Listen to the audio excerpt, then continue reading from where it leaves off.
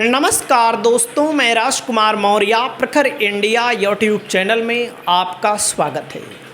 बिहार में विधानसभा का चुनाव होने जा रहा है। बिहार विधानसभा चुनाव को लेकर सभी राजनीतिक पार्टियों ने अपनी अपनी तैयारी शुरू कर दी है। आज की इस वीडियो में आपको बताने जा रहे हैं कि बिहार विधानसभा चुनाव के लिए आरजेडी से कौन कौन से मुस्लिम उम्मीदवार खड़े किए जाएंगे। वैसे दोस्तों, आप सबको पता है कि ओवैसी की पार्टी भी चुनाव लड़ेगी, जिसको लेकर यह बताया जा रहा है कि आरजेडी का बड़ा नुकसान कर सकती है। आपकी क्या राय है? मुस्लिम वोटर आरजेडी की तरफ जाएगा कि ओवैसी की तरफ जाएगा? आप लोग कमेंट करके ज़रूर बताइएगा। हम आपको बताने जा रहे हैं आरजेडी से कौन कौन से मुस्लिम उम्मीदवार चुनाव लड़ेंगे। तो सबसे पहला नाम आ रहा है दोस्तों मोहम्मद कामरान का। मोहम्मद कामरान गोविंदपुर विधानसभा क्षेत्र से चुनाव लड़ने जा रहे हैं। इस सीट पर इंडिया गठबंधन की तरफ से, महागठबंधन की तरफ से कांग्रेस भी दावेदारी कर रही है, लेकिन मोहम्मद कामरान का चुनाव लड़ना लगभग तय है। दोस्तों, 2020 में मोहम्मद कामरान आरजेडी से चुनाव जीते थे और 2025 में इनकी प्रबल दावेदारी है। आपको क्या लगता है, मोहम्मद कामरान चुनाव जीत पाएंगे कि नहीं? कमेंट करके आप लोग ज़रूर बताइएगा। वहीं पर दोस्तों अगला नाम आता है शहीद आलम का। ठाकुरगंज विधानसभा क्षेत्र है दोस्तों। 2020 में आरजेडी से ठाकुरगंज से 23,887 वोटों से शहीद आलम चुनाव जीते। आप समझ सकते हैं, बड़े अंतर से जीते थे। ठाकुरगंज से इनका टिकट आरजेडी की तरफ से कंफर्म है। 100% इनको लड़ाया जाएगा। वहीं पर दोस्तों अगला नाम आता है शहनवाज आलम का। जोकीहाट विधानसभा क्षेत्र है। जोकीहाट विधानसभा क्षेत्र से शहनवाज आलम चुनाव लड़ने जा रहे हैं और मैं आपको बताना चाहूँगा, शहनवाज आलम जोकीहाट विधानसभा क्षेत्र से आरजेडी के विधायक हैं। उन्होंने पहले AIMIM में रहते हुए 2020 में चुनाव जीता था। यानी कि शहनवाज आलम जो आरजेडी से चुनाव अब की बार लड़ेंगे, पिछली बार ओवैसी की पार्टी से चुनाव जीते थे। तो जाहिर सी बात है, ओवैसी की पार्टी के 5 विधायकों में से 4 विधायकों ने आरजेडी का दामन थाम लिया था। इससे ओवैसी में भी और मुस्लिम समाज में भी आरजेडी के प्रति नाराज़गी देखी जा रही है, क्योंकि जब ओवैसी की पार्टी ने बिना शर्त आरजेडी को समर्थन दिया तो ऐसा क्या हो गया कि आरजेडी ने अपनी पार्टी में शामिल कर लिया। दोस्तों अगला नाम है तंजीब अहमद, महिषी विधानसभा क्षेत्र से। दोस्तों महिषी विधानसभा क्षेत्र से बहुत ही मजबूत दावेदारी है, भावी प्रत्याशी बताए जा रहे हैं। महिषी अहमद का टिकट कन्फर्म माना जा रहा है, तंजीम अहमद का टिकट महिषी विधानसभा क्षेत्र से कन्फर्म माना जा रहा है। आपकी क्या राय है? आप अपनी राय को बताइएगा। वहीं पर अली अशरफ फातमी दरभंगा विधानसभा क्षेत्र से चुनाव लड़ेंगे। मधुबनी लोकसभा क्षेत्र से लड़े थे, चुनाव हार गए। लोकसभा में भी 2024 में चुनाव लड़े थे, हार गए, लेकिन अब की बार इनको दरभंगा विधानसभा क्षेत्र से चुनाव लड़ाया जाएगा।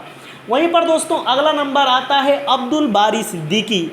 अलीनगर विधानसभा क्षेत्र से इनको चुनाव लड़ाया जाएगा। 2010 से लेकर 2020 तक उन्होंने MLA का चुनाव जीता और पहले बिहार आरजेडी के प्रदेश अध्यक्ष भी रह चुके हैं। तो दोस्तों अब्दुल बारी सिद्दीकी बड़े चेहरे के तौर पर जाने जाते हैं। वहीं पर दोस्तों रघुनाथपुर विधानसभा क्षेत्र है। उसामा साहब दोस्तों, मैं आपको बताना चाहूँगा कि आरजेडी ने लोकसभा चुनाव में गलती की थी। गलती क्या की थी? पहली बात तो निर्दलीय पप्पू यादव जो लड़े, जो आरजेडी से लड़ना चाहते थे, कांग्रेस से लड़ना चाहते थे। आरजेडी की सबसे बड़ी कमी यही रही कि बिहार में बीजेपी इतनी सीट जीत गई, नहीं तो 2-4 सीट और कम कर सकते थे। पूर्णिया की सीट पप्पू यादव भले जीते, लेकिन जब पप्पू यादव लड़ रहे हों तो आपको कैंडिडेट या तो खड़ा नहीं करना चाहिए या तो अपनी पार्टी से टिकट देना चाहिए। वही चीज़ यहाँ पर हुआ था। ओसामा की माताजी हिना शहाबुद्दीन की पत्नी चुनाव जब लड़ रही थी, निर्दलीय लड़ रही थी, 2 नंबर पर थी। आरजेडी और निर्दलीय शहाबुद्दीन की पत्नी हिना साहब के चुनाव लड़ने से किसको फ़ायदा हो गया? एनडीए को फ़ायदा हो गया। नहीं तो गारंटी से मैं कहता हूँ सिवान की सीट आरजेडी जीत लेती।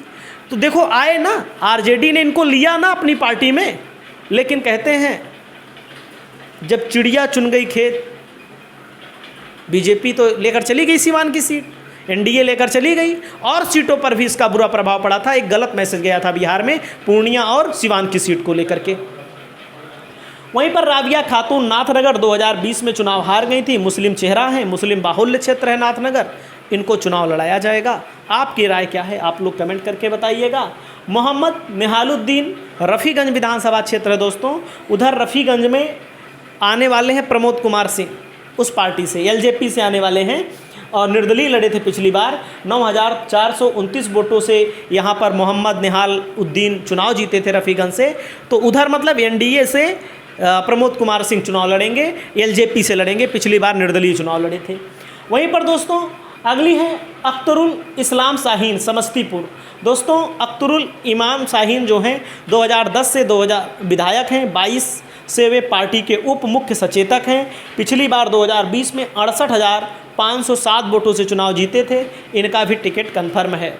वहीं पर दोस्तों अगला नाम आता है यूसुफ सलाउद्दीन सिगमी विधानसभा बख्तियारपुर। दोस्तों यूसुफ सलाउद्दीन का टिकट कन्फर्म है। 2020 में विकासशील इंसान पार्टी के मुकेश सहनी को केवल 1759 वोटों से हराया था। अब की बार मुकेश सहनी आरजेडी के साथ अभी तक हैं, जब तक मैं वीडियो बना रहा हूं। उनके ऊपर लोग शक भी करते हैं कि उनको कभी भी बीजेपी अपने पाले में ले सकती है। वहीं पर दोस्तों अगला नाम है इजराइल मंसूरी कांटी विधानसभा से क्षेत्र से। इजराइल मंसूरी 2020 में 64,458 वोटों से चुनाव जीते थे। अब की बार इनका टिकट कन्फर्म है कांटी विधानसभा क्षेत्र से। आप लोग कमेंट करके बताइएगा कि चुनाव जीतेंगे कि नहीं मोहम्मद इजराइल। वहीं पर दोस्तों अगला नाम आता है मास्टर मुजाहिद आलम, कोचा धामन विधानसभा क्षेत्र पड़ता है किशनगंज में, बहुत ही लोकप्रिय हैं।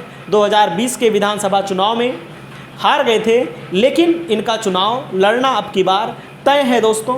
और 2014 और 2015 जनता दल यूनाइटेड के चुनाव पर चिन्ह पर चुनाव जीत चुके हैं। आप लोगों की क्या राय है, आप लोग अपनी राय को बताइएगा। अगला नाम आता है दोस्तों इजहार असफ़ी। इजहार असफ़ी का भी टिकट कन्फर्म है दोस्तों। 2020 में ओवैसी के टिकट पर चुनाव जीते थे, बाद में आरजेडी में शामिल हो गए। तो दोस्तों ओवैसी के विधायक जो थे, जो आरजेडी में शामिल हुए थे, उनको भी टिकट मिलेगा। वहीं पर मैं आपको बताना चाहूँगा, आपसे पूछना चाहूँगा, आप लोग कमेंट करके बताइएगा कि मुस्लिम समाज अब की बार किसकी सरकार, यानी कि आरजेडी की तरफ ज़्यादा जाएगा कि ओवैसी की तरफ ज़्यादा जाएगा। आप लोग अपनी राय को कमेंट करके बताइए। आप लोग कमेंट करिए बिहार में किसे मुख्यमंत्री बनना चाहिए। बहुत बहुत धन्यवाद, शुक्रिया, नमस्कार।